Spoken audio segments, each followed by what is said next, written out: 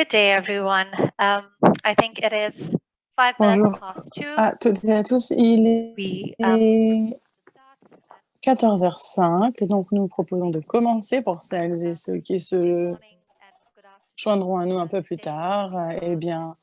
Ils prendront le train en route. Bonjour, bonsoir, en fonction d'où vous êtes, bienvenue à ce webinaire d'aujourd'hui. Nous allons parler des inventaires access it currently in sur French and Portuguese. Please see the chat for instructions on how to do that if it is not clear. This will also be recorded gaz and à effet de serre portugais et en nous enregistrons dans la langue qui vous sied le mieux et à votre convenance. Je m'appelle Siri Chetty. Je suis au bureau technique pour l'atténuation et l'accès à l'énergie. J'ai le plaisir aujourd'hui d'animer ce webinaire avec des experts sur l'atténuation. On a avec nous notre orateur principal pour ce webinaire qui va prendre la parole dans quelques instants. Ce webinaire a été organisé en réponse à la demande de plusieurs villes qui nous ont demandé d'avoir de l'aide sur la réponse et le plan d'action, notamment en matière d'atténuation et sur les inventaires des gaz à effet de serre, mais qui ne savaient pas forcément par où commencer. Donc, il s'agit vraiment d'une introduction de base aux inventaires et nous espérons qu'à l'avenir, nous aurons d'autres webinaires qui rentreront plus dans le détail afin que vous puissiez vraiment rentrer dans le sujet de manière plus profonde et ainsi que cela vous aide à mettre sur pied des inventaires de gaz à effet de serre pour votre ville.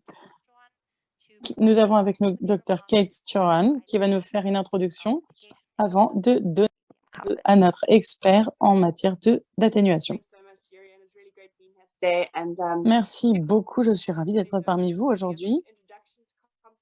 Je suis ravie de parler de la COMSA pour celles et ceux qui ne connaissent pas la COMSA.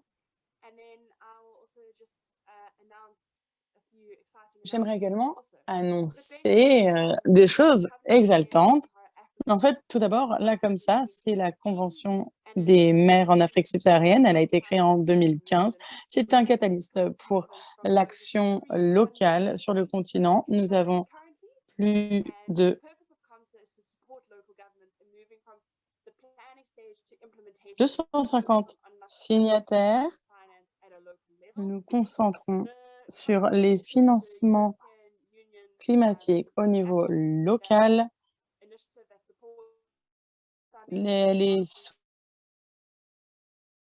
et par le pacte vert.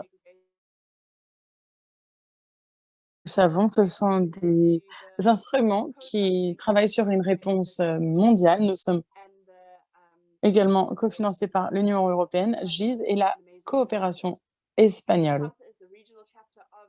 Comme ça, c'est le chapitre régional d'une alliance internationale qui s'appelle la Convention des maires pour l'action climatique. Des institutions qui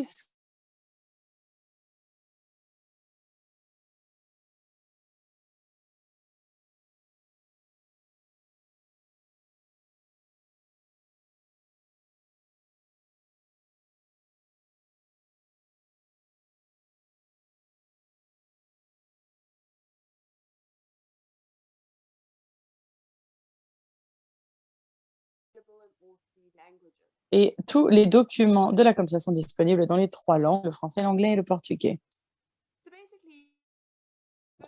Pour celles et ceux qui ne connaissent pas l'initiative de la COMSA, nous travaillons sur 3 piliers. Tout d'abord, le soutien au PAEDC. Le deuxième pilier, et enfin le troisième pilier, c'est les partenariats et les échanges de connaissances avec des partenariats régionaux, des partenariats entre villes. Comme vous le voyez d'ailleurs à l'écran, le parcours PAEDC commence avec un engagement de prendre d'entreprendre un PAEDC. Ensuite, vous devez avoir vos inventaires de base, donc vos inventaires de gaz à effet de serre, votre évaluation d'accès à l'énergie et l'évaluation des vulnérabilités. Et ensuite, l'étape suivante, à savoir l'établissement d'objectifs. Et enfin, vous avez votre plan et en tout dernier, votre badge de conformité. Et aujourd'hui, nous allons nous concentrer sur le premier élément, à savoir, et le deuxième élément, à savoir les engagements et les inventaires de gaz à effet de serre. Pour celles et ceux qui ne le savent pas, le bureau technique peut vous aider. On peut passer à la diapo suivante, s'il vous plaît? Merci. Donc, nous avons un bureau technique à la COMSA qui est là en soutien des signataires de la COMSA. Il y a différents services et soutiens offerts. Certains sont disponibles à tous les signataires, d'autres sont des services plus approfondis. Vous pourrez y avoir accès grâce au bureau de services techniques. Ils pourront vous aider en vous fournissant des outils, des documents standards vierges. Ils vous aideront également à rédiger des rapports en ligne, etc. Ce bureau vous aide également à créer des concepts, des notes de concept pour différents projets. Donc, nous pouvons également aider aux inventaires de gaz à effet de serre. Voilà certains des soutiens et services qui sont offerts par le bureau de support technique. Je ne veux pas prendre trop de temps, je voulais simplement vous dire, pour celles et ceux qui connaissent notre site internet, on a la boîte à outils PAEDC de la COMSA. C'est un guide étape par étape pour vous aider dans l'élaboration de votre PAEDC de A à Z. C'est un outil avec des présentations, des diapos, entre autres.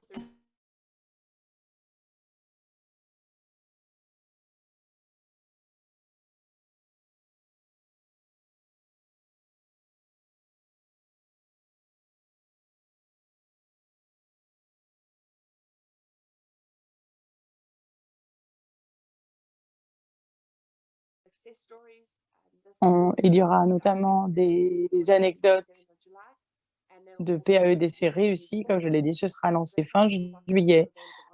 Mais la boîte à outils est toujours disponible en ligne si vous voulez aller regarder à quoi ça ressemble.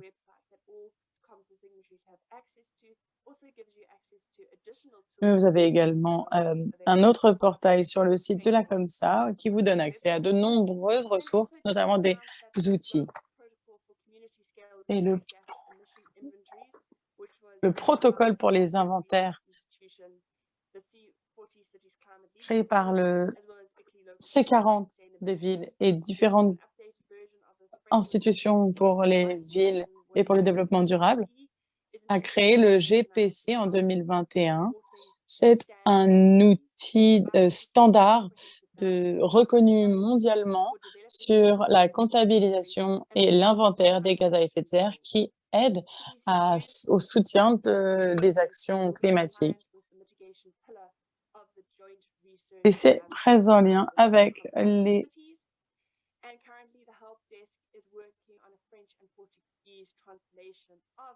standards de la PAEDC. Le GPC sera bien entendu bientôt disponible en portugais et en français. Sur ce, je donne la parole à ma collègue. Merci Kate, c'était très utile, très fourni. Si vous avez besoin de plus d'informations, en effet, n'hésitez pas à revenir vers nous à n'importe quel moment si vous avez besoin de plus de détails sur les éléments mentionnés par Kate aujourd'hui. Sans plus attendre, je vais donner la parole à mon équipe qui va nous détailler le contenu de la formation d'aujourd'hui. Merci Kate, merci beaucoup. Je fais partie d'une entreprise de consultants. Nous travaillons avec la COMSA et différentes villes. Nous aidons avec l'évaluation et le développement des inventaires de gaz à effet de serre pour les villes. Nous allons revenir sur certains de ces éléments au cours de notre formation aujourd'hui. Je vais donner la parole à Chantelle.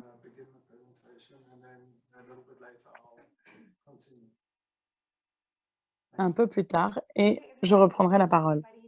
Merci à toutes et à tous. Bonjour. Bonjour et merci infiniment d'être parmi nous. Nous savons que vous n'avez que très peu de temps disponible. Par conséquent, nous allons essayer d'aller dans le vif du sujet.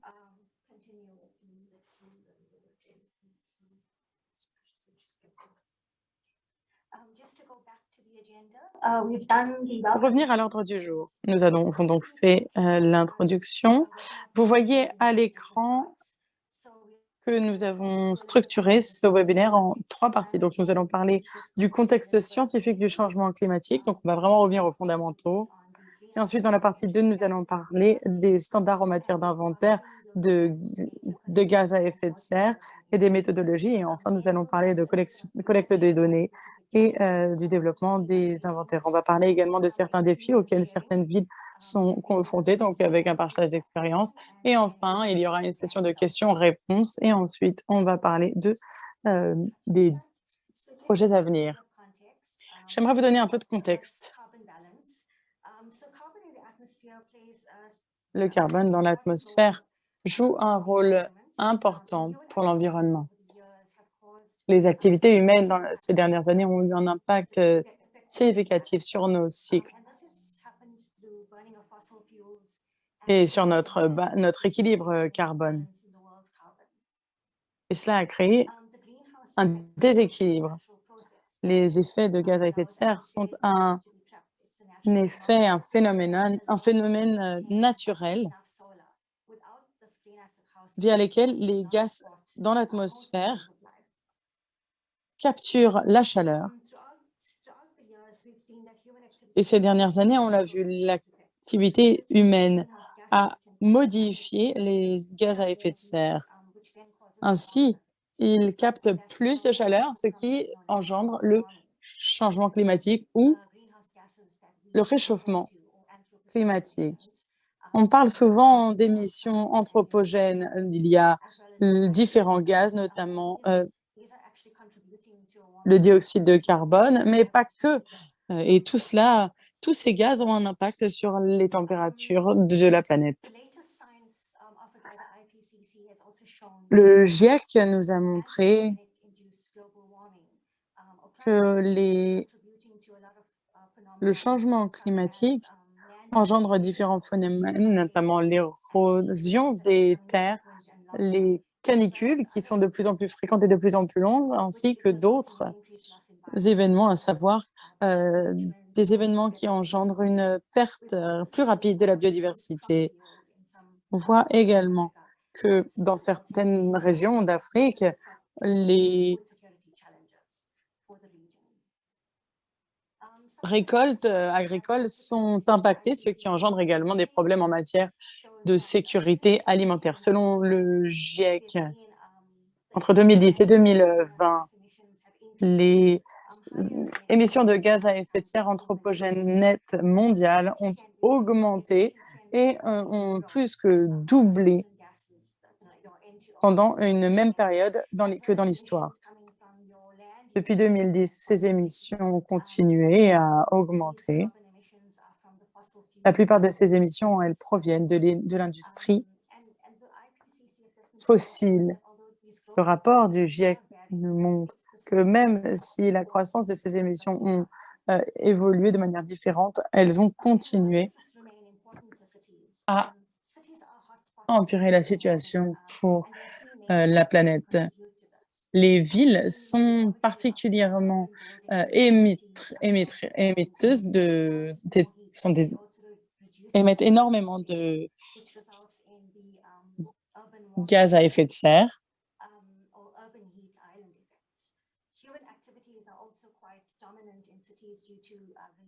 Les activités humaines sont d'autant plus présentes dans les villes puisqu'elles sont plus densément peuplées. notamment parce qu'il y a des moteurs qui tournent et d'autres éléments de l'activité humaine. Les matériaux que l'on And this again contributes to the urban heat island effect. utilise et on ne font qu'augmenter et amplifier les impacts du changement climatique, d'autant qu'il n'y a pas assez d'espace vert, ce qui fait que la chaleur est piégée. Alors, les villes font partie intégrante de la crise climatique mondiale et 75% des émissions de gaz à effet de serre dans le monde sont générées dans les villes. Il y a différents facteurs qui contribuent à cela, à savoir la forte concentration de pollution, l'urbanisation rapide et une croissance démographique importante. La partie numéro 2 de cet inventaire, c'est une vue d'ensemble des méthodologies et des standards et normes qui s'appliquent en matière d'inventaire pour les gaz à effet de serre. Il y a des termes qu'on utilise et qui peuvent parfois engendrer une confusion lorsqu'on parle d'inventaire. Donc, je vais très rapidement vous expliquer certaines de ces définitions pour qu'on soit sur la même longueur d'onde. Donc, les données en matière d'activité, ce sont en fait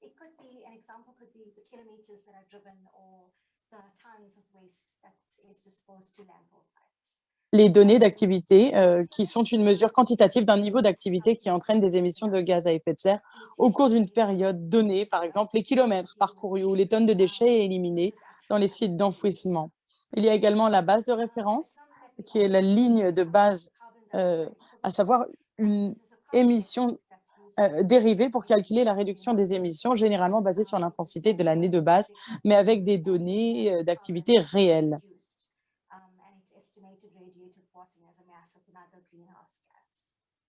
On a également l'équivalent en dioxyde de carbone. C'est une mesure utilisée pour comparer les émissions de divers gaz à effet de serre.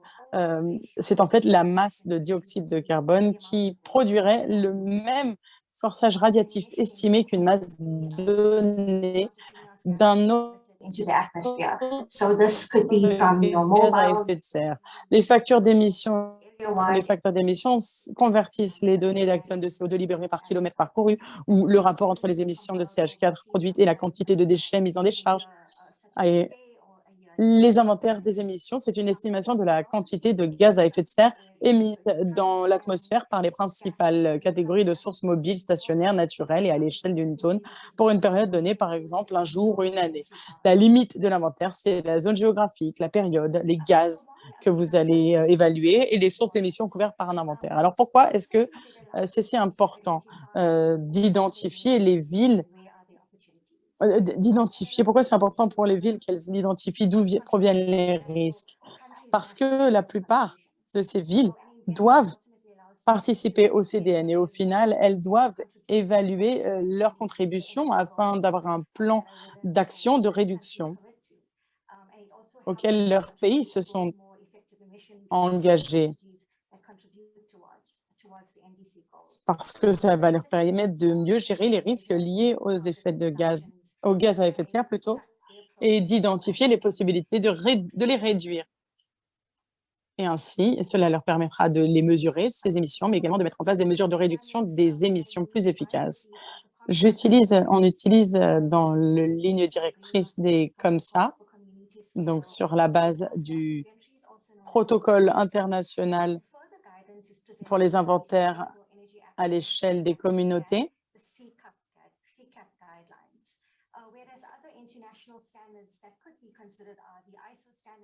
Il y a également d'autres standards, les standards ISO notamment, mis à jour en 2018. Donc, ces lignes directrices de la COMSA sont basées sur les normes, notamment du protocole mondial pour les inventaires de gaz à effet de serre, à l'échelle communautaire, GPC, avec des orientations supplémentaires du plan d'action pour l'accès à l'énergie durable et le climat, également appelé PAEDC, et les autres normes, notamment l'ISO 14064, une spécification avec des conseils au niveau de l'organisation sur la question de l'organisation pour la quantification et la déclaration des émissions de gaz à effet de serre. Et le protocole sur les gaz à effet de serre est une norme de comptabilité et de déclaration des entreprises. Il y a également les lignes directrices du groupe d'experts intergouvernemental sur l'évolution du climat, à savoir le GIEC. Il y a différents éléments à prendre en compte lorsque on parle de pertinence des émissions. On regarde vraiment les émissions qui sont les plus pertinentes. Pour cela, on a besoin notamment de regarder donc la pertinence, mais d'autres éléments sont importants. Il faut tout d'abord regarder les émissions les plus pertinentes à inclure dans les inventaires pour réduire la contribution à la pollution. L'exhaustivité, c'est un autre élément. Il faut que les émissions et les données sur les émissions soient complètes pour les inclure de manière pertinente dans le cadre et dans le plan d'action. Lorsqu'on fait un inventaire, il faut être très cohérent. Il faut avoir une méthodologie qui soit cohérente du début jusqu'à la fin pour calculer vos émissions de gaz à effet de serre, pour s'assurer que l'inventaire soit un document qui ait de l'impact dans le temps. Et il faut avoir également une cohérence dans l'approche, dans les limites que vous vous donnez. Il y a également la question de la transparence. Vous avez besoin de données sur les activités, les sources d'émissions, les facteurs d'émissions, avec une méthodologie de comptabilisation. Et tout cela requiert des documents adéquats et le fait de les divulguer afin de permettre une vérification. Donc ça, c'est la transparence qui est essentielle. Et enfin, la précision. Il faut que les calculs soient bons. Il ne faut pas sous-estimer ou surestimer les impacts des effets des gaz à effet de serre, même si parfois certaines données ne sont pas disponibles. Il faut inclure des hypothèses, mais il faut du moins viser la précision. L'approche générale pour les inventaires requiert que les villes utilisent deux approches complémentaires. Tout d'abord, un cadre de périmètre qui permet aux villes de faire un rapport sur toutes les émissions attribuées à toutes leurs activités au sein de la ville. Donc, scope 1, donc au sein de la ville.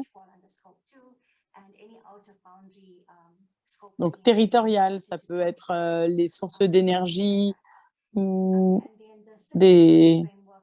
d'autres sources d'énergie. Il y a également le cadre créé par la ville, à savoir les émissions de gaz à effet de serre mesurées par le cadre des villes s'occupent principalement des activités qui ont lieu au sein des frontières géographiques de la ville. Donc ça couvre certaines émissions du scope 1, 2 et 3.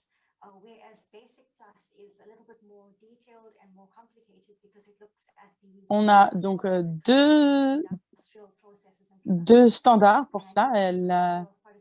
Vous avez le niveau basique qui couvre les émissions, les sources d'émissions qui sont générées dans presque toutes les villes, notamment avec l'énergie, etc. Et le Basic Plus, le niveau Basic Plus, qui est un peu plus fouillé avec différentes sources d'émissions moins traditionnelles.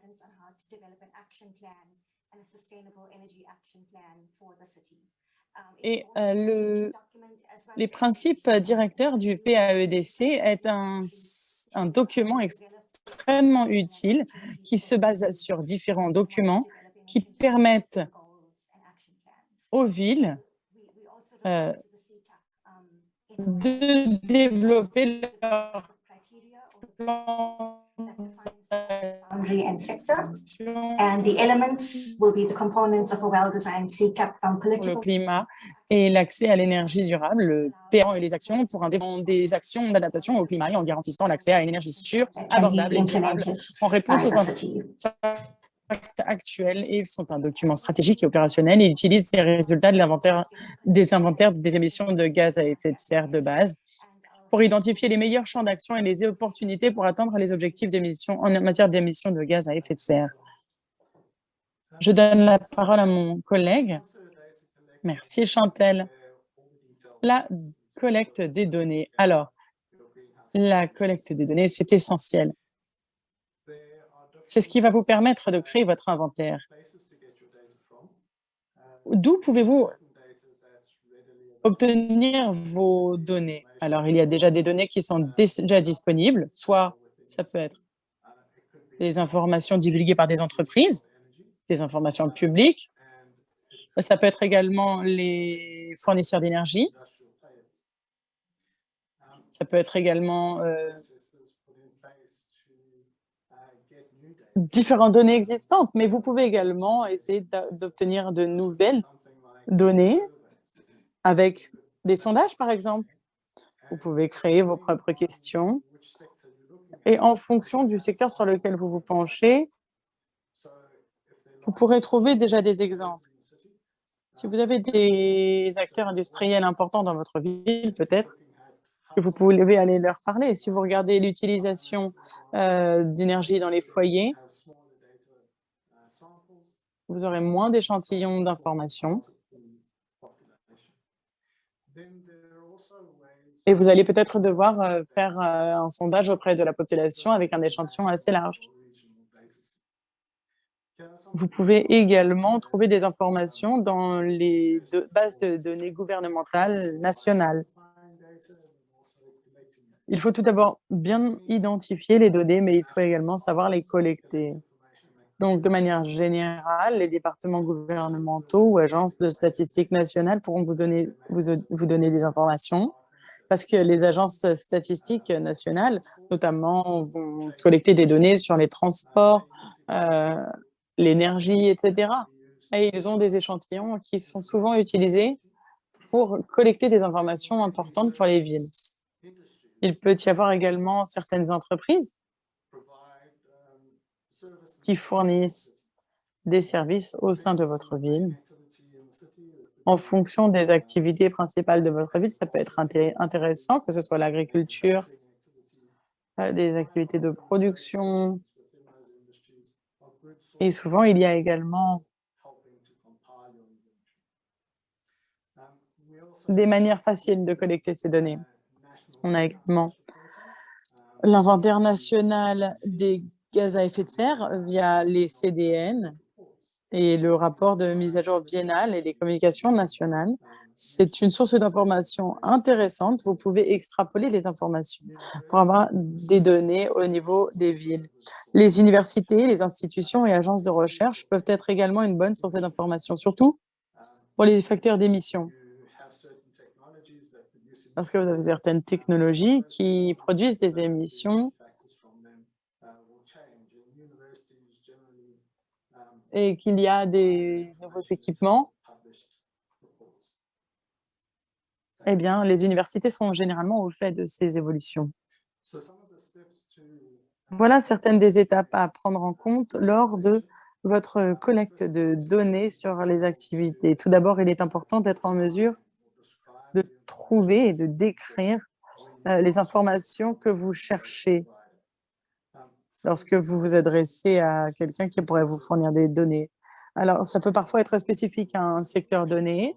Si, par exemple, vous cherchez des informations sur une raffinerie et que vous avez besoin des définitions exactes des différents produits que vous voulez, donc que ce soit le carburant, le diesel, l'essence, etc. Et donc, il est essentiel que vous ayez bien compris ces différentes définitions, ces différents produits avant de demander les données.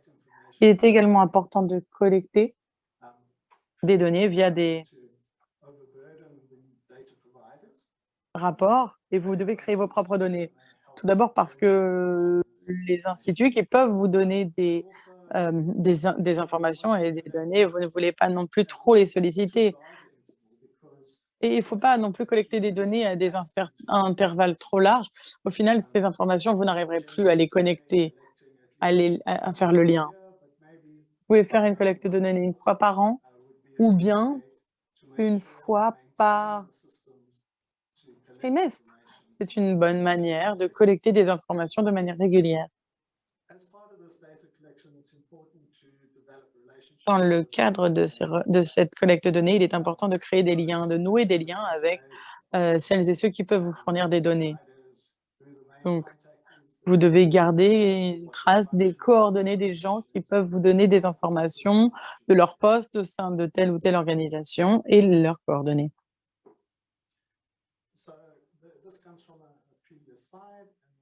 Alors ça, vous l'avez déjà vu dans une précédente diapo. Là, ça dit simplement que lorsque vous mettez en place un processus pour collecter des données, il est essentiel de définir les limites, un périmètre. Pour les villes en général, on a tendance à se concentrer sur le scope 1. Le scope 2, généralement, ce sont des données fonctionnelles pour la fourniture d'énergie plutôt. On va se pencher sur ces différents secteurs dans quelques instants avec les diapositives suivantes.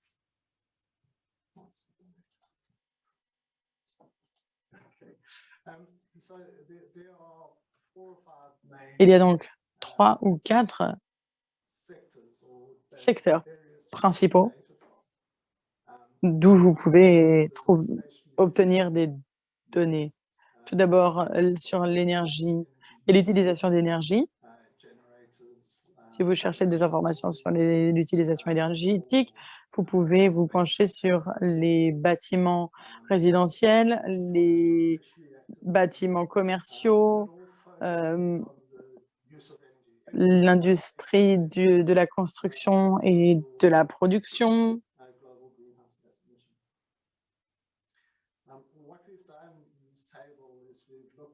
Dans ce tableau, nous avons regardé les 2 versions du standard GPC. Donc, on l'a dit, il y a 2 versions, le basique et le basique plus. Le basique plus inclut également différentes catégories supplémentaires de reporting et le PAEDC est en ligne avec le GPC. Mais il y a certains éléments qui ne sont pas forcément nécessaires pour le reporting du PAEDC. De manière générale, pour le basique et le basique plus, le scope 1 sur les émissions directes pour les villes sont celles qui doivent faire l'objet d'un rapport. Là, vous voyez donc il y a le scope 3 qui est défini par les émissions faites en dehors des villes qui ne sont pas incluses dans le reporting, dans le rapport GPC. Les émissions du transport provenant du secteur du transport, c'est une autre source d'émissions importante. Vous avez donc le scope 1 et 2 qui sont nécessaires à la fois pour le basique, basique plus et le PAEDC. Donc, vous aurez par exemple différents secteurs, le routier avec les voitures individuelles, les informations provenant des autoroutes, les GPS également.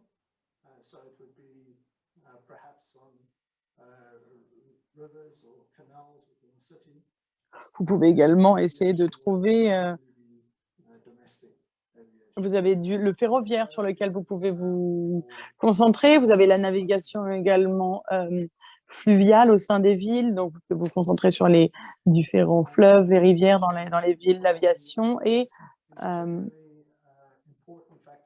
entre autres, vous avez également les sources d'émissions provenant des déchets. Et c'est important notamment pour les villes parce que ce sont les villes qui sont en charge de la collecte des déchets et de la gestion des déchets. Vous avez différents secteurs, différents scopes. Donc, vous avez notamment la gestion des déchets solides avec des sites d'enfouissement. Il y a également le traitement biologique des déchets solides et également la gestion des eaux usées. Il peut y avoir également les déchets toxiques et dangereux qui doivent souvent être incinérés.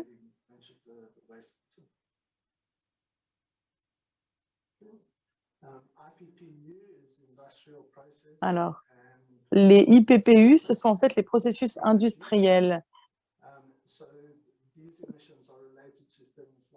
Donc, c'est l'utilisation de produits et de processus industriels. Vous avez différents secteurs. Si vous avez de la production de ciment, par exemple, dans votre ville, cela peut engendrer des émissions de dioxyde de carbone. Donc, vous avez différents éléments à prendre en compte, l'utilisation et les processus en eux-mêmes, ceux qui sont menés à bien au sein des villes. Donc, vous voyez les différents éléments qui sont requis.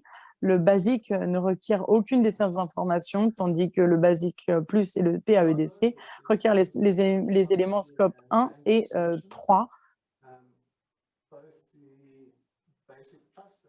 Vous avez également les émissions provenant de l'utilisation et des activités liées à l'agriculture, à la foresterie et d'autres utilisations des terres.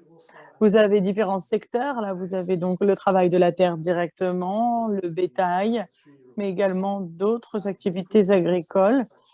Aucune de ces activités et des informations sur ces activités n'est requise dans la version basique.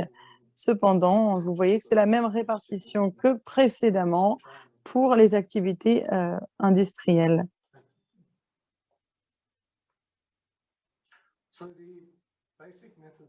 La méthodologie de base, lorsque vous créez et élaborez votre inventaire, c'est tout d'abord, vous devez quantifier les informations et les données par activité.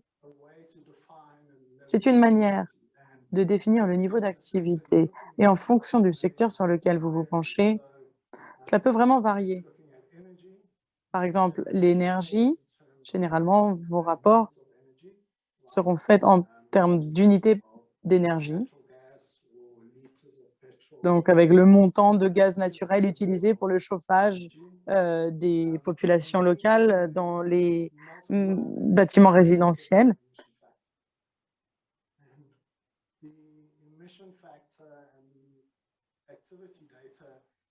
Et ensuite, vous multipliez en fait les données d'activité par le facteur d'émission.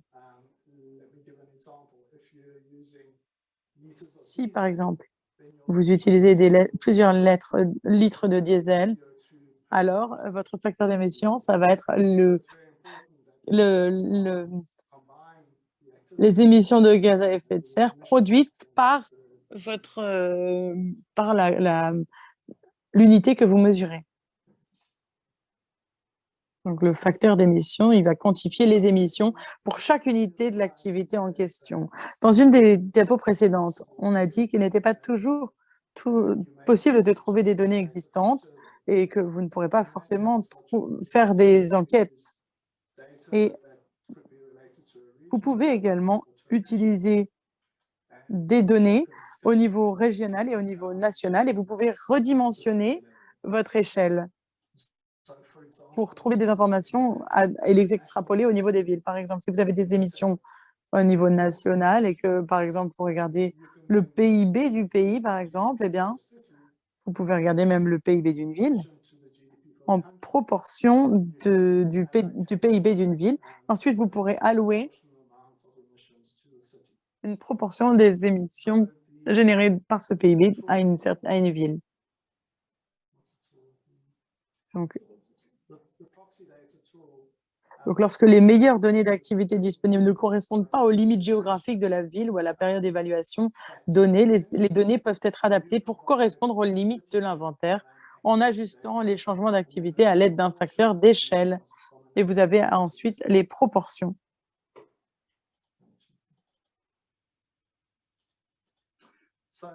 À adapter. Là, on a un exemple inventaire des gaz à effet de serre. En général, on a les différents scopes ici. C'est un exemple typique, hein, vraiment, avec le scope 1, le scope 2 et le niveau basique. Vous avez à gauche les différentes catégories avec plus ou moins de détails. Et là, vous avez les informations pour les différents scopes. Et là, ce qu'on cherche typiquement, c'est le chiffre en bas à droite qui va donc vous donner les différents scopes et les différentes catégories. Donc, une empreinte carbone, en général, c'est toujours pour une seule unité. Donc là, ce sont des tonnes de CO2, par exemple, dans ce tableau.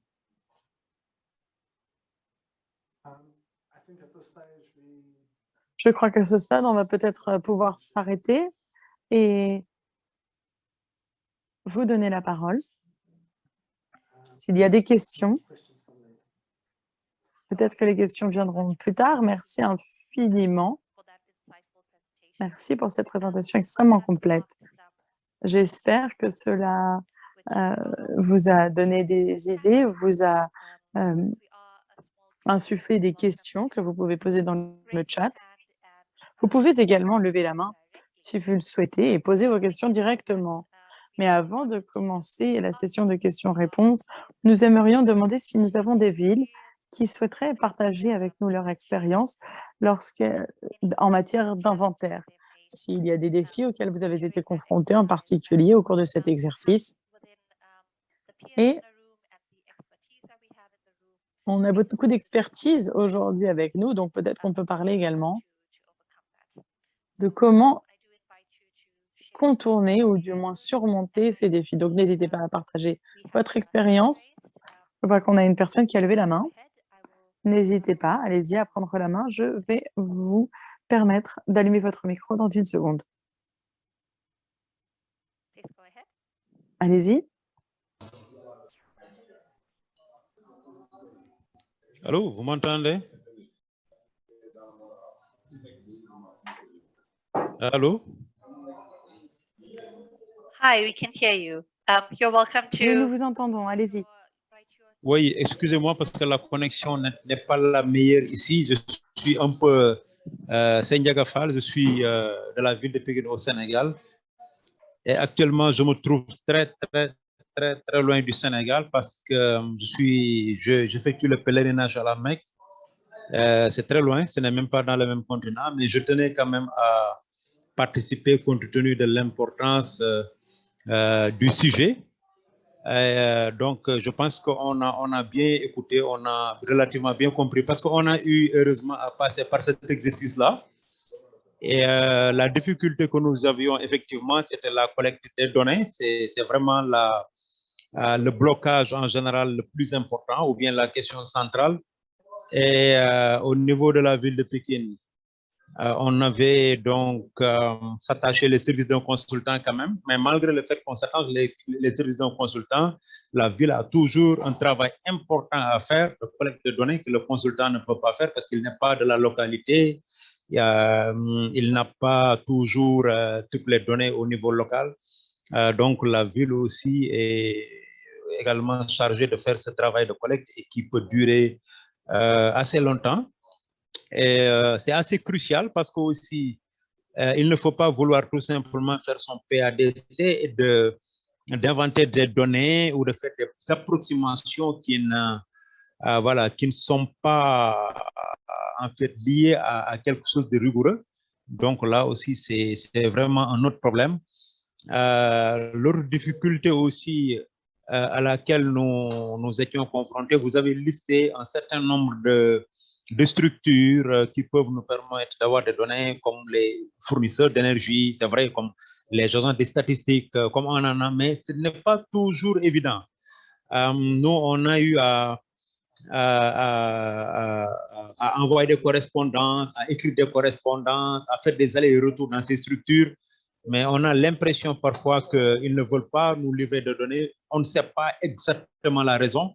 Ça, c'est un. Deuxièmement, les données même qu'on fournisse en général, c'est des données à l'échelle nationale ou au meilleur des cas à l'échelle de la région. Et donc, je pense que pour les villes, en tout cas, qui devraient le faire, ou bien pour là, comme ça, il serait important de voir dans quelle mesure sur les données, ce sont des données régionales, et le plus souvent, ce sont ces types de données-là que nous allons avoir. Si ce sont des données régionales, si ce sont des données nationales, qu'est-ce qu'il faudra faire? C'est vrai que, compte tenu de la population, on pourrait voir la population au niveau local et faire une estimation. Par exemple, s'il s'agit des déchets, par exemple, c'est possible. Mais s'il s'agit, par exemple, d'autres types d'énergie, comme l'énergie stationnaire, ce n'est pas toujours évident. Voilà, donc c'est un exercice qui est plaisant, intéressant, mais qui présente parfois beaucoup de contraintes dans nos pays où les statistiques ne sont pas toujours disponibles, même à l'échelle nationale. Rendez-vous compte qu'on a essayé d'avoir des données de l'agriculture, mais même on s'est rendu compte que même les services départementaux de l'État de l'agriculture n'avaient pas de données statistiques, c'était vide. Et même lorsqu'on est allé plus loin, à la direction, par exemple, de l'horticulture, on a fait des correspondances, on a essayé de s'approcher du directeur, mais jusqu'à présent, pour vous dire, on n'a aucune statistique à ce niveau. Donc, voilà à peu près les quelques soucis que nous avons, mais nous avons pu, avec l'expertise, avec la compétence du consultant avec qui nous avons travaillé quand même, avoir certaines données, et le consultant avait une équipe, et effectivement, et chaque membre de cette équipe-là était dans une structure de l'État, par exemple au niveau du ministère du pétrole, de l'énergie et du pétrole. Ça nous a facilité d'avoir les données au niveau du secteur de l'énergie. Donc, excusez-moi, je suis un peu long, mais c'était un peu pour partager, mais pour vous dire également que j'ai bien suivi ce que vous avez présenté. Et si effectivement on essaie de, disons, d'appliquer ce que vous avez dit, de passer par le processus que vous avez assez simplifié, je pense qu'on pourra, les villes qui n'ont pas encore fait ça pourront effectivement avoir leur PADC ou en tout cas leurs inventaires. Ce que je voulais souligner, excusez-moi, je vais terminer par là, c'est que pour le cas de Pikine, c'est une ville, hein, c'est une ville, il n'y a presque pas de...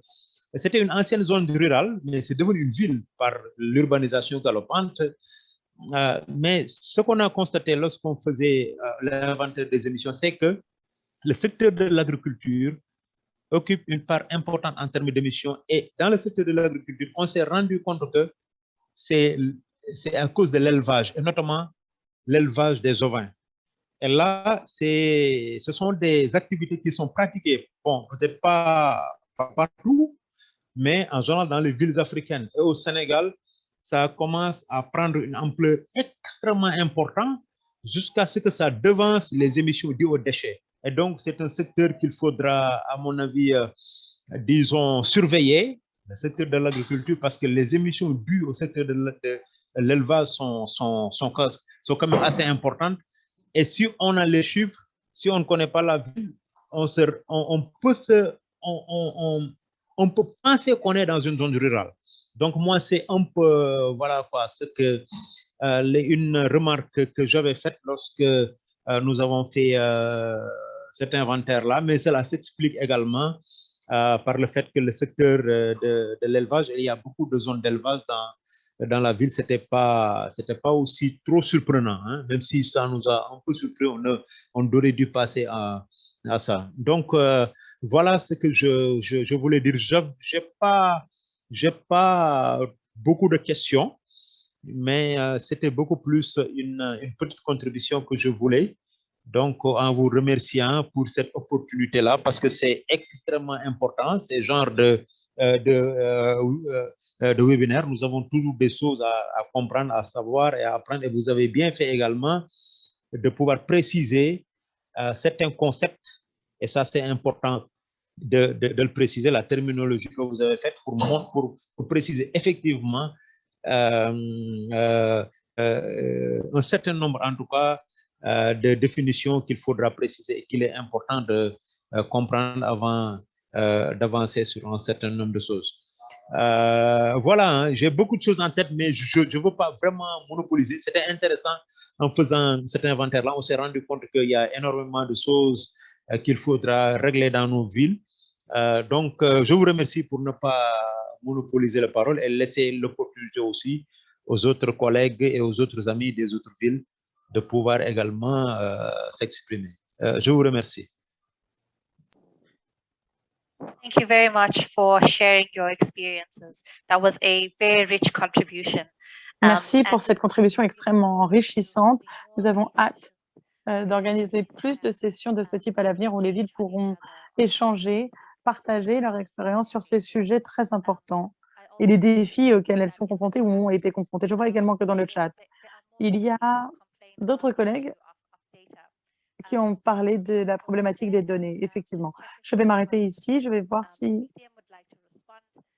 mon collègue veut prendre la parole et répondre à cela avant de donner la parole à un autre participant si vous souhaitez également participer et partager votre expérience.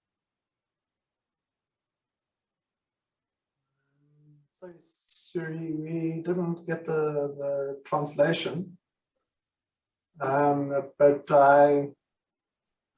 Nous n'avons pas eu la traduction, mais je crois que j'ai quand même un peu compris ce dont il retournait. Mais je comprends bien la question des données et à quel point c'est compliqué parfois. Au vu de l'expérience que moi j'ai, que nous avons, ça peut être un processus assez lent au départ, la collecte des données. Mais il faut essayer de créer une équipe petit à petit et peut-être collecter des informations en matière énergétique, de matière trimestrielle, et au fur et à mesure, vous ajoutez des données telles que les données industrielles ou des données liées au transport, au fur et à mesure. Donc, vous pouvez faire ça de manière évolutive au fil du temps. Plus vous le faites, vous commencez petit avec des collectes de données assez fréquentes et ensuite vous agrémentez. Je voulais simplement ajouter également que les données sont certes très importantes. Je crois qu'il y a également des outils en place pour vous aider, notamment à la collecte des données, pour que vous puissiez avoir une idée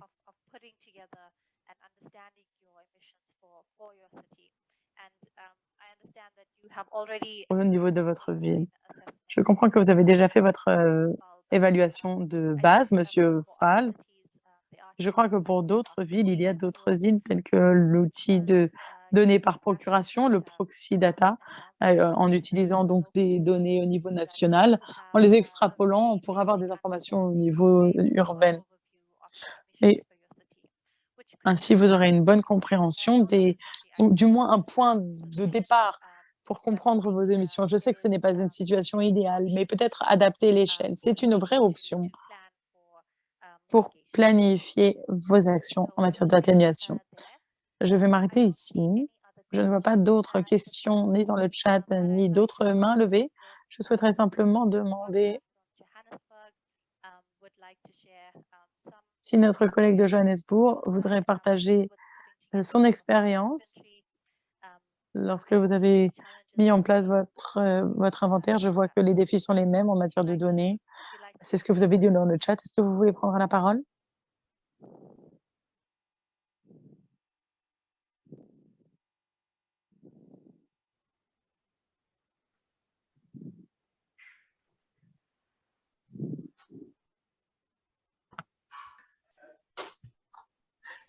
Hi, did you want me to say something? Sorry, Oui, vous voulez que je prenne la parole? Je suis désolée. Si vous voulez prendre la parole, allez-y. J'ai essayé.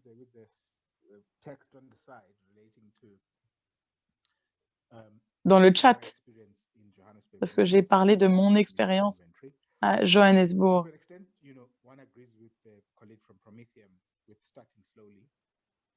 Comme l'a conseillé notre collègue, nous avons commencé petit à petit. Il y a certaines émissions qui sont dans la ville et d'autres à l'extérieur.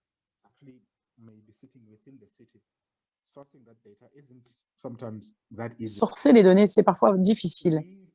Donc, nous avons pris un peu de temps pour déjà comprendre tout cela. Ça nous a pris du temps, mais une fois qu'on a compris tout cela, on a été en mesure de produire notre inventaire. On a vraiment commencé petit à petit. On a commencé notre inventaire en 2014 et ensuite, en 2016, on l'a inclus dans notre PAEDC et on l'a utilisé comme base. Et on s'est donné vraiment des tâches à court et à moyen terme. Donc, c'est toujours un processus. Je crois qu'il est important, cependant, de reconnaître les avantages de commencer petit et à partir de ce départ qui vous paraît peut-être un peu lent, à partir de cela, vous pouvez accélérer et faire autant d'inventaire que possible. Donc, cette année financière, on a été en mesure de faire 2 inventaires et on va faire celui de 2019 bientôt. On pourrait en faire plus, mais nous sommes un peu limités par les ressources et les ressources humaines. Parce que les gens qui font ça, ils ont également d'autres tâches en matière d'action climatique. Et en plus, on fait tout ça en interne. On a nos employés qui travaillent sur ça, donc on n'a aucun consultant qui nous aide.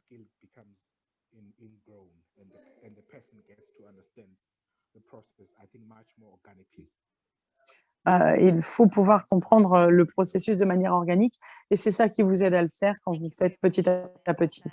Merci beaucoup, Monsieur Ngwata. Je crois effectivement que votre expérience, elle a beaucoup de sens pour beaucoup d'autres villes africaines sur le continent. C'est généralement, effectivement, vous avez raison, on le fait en interne et c'est parfois délicat. Je vais faire une petite pause. Je vais attendre, je vais regarder si on a d'autres questions dans le chat, mais n'hésitez pas à lever la main. Nous avons atteint l'heure de conclusion, donc si vous avez des questions brûlantes, c'est le moment. Mais n'hésitez pas sinon à nous joindre au bureau technique. On essaie, dans la mesure du possible, de vous aider. N'hésitez pas à nous joindre, à aller lire les diapos, à aller écouter.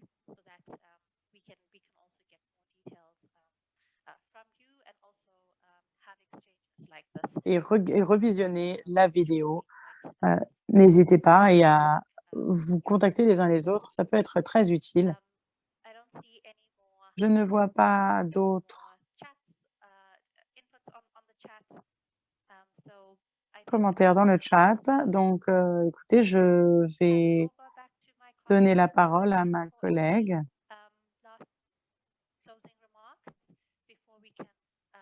Pour la conclusion, pour que nous puissions clore ce webinaire. Monsieur Fall, vous aviez autre chose que vous souhaitiez ajouter? Allez-y.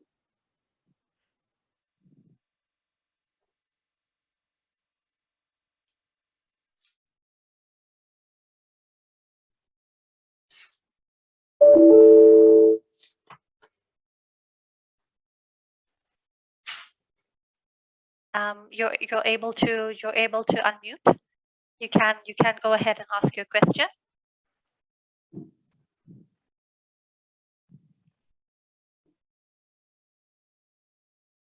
Okay, I'm not sure why that isn't working.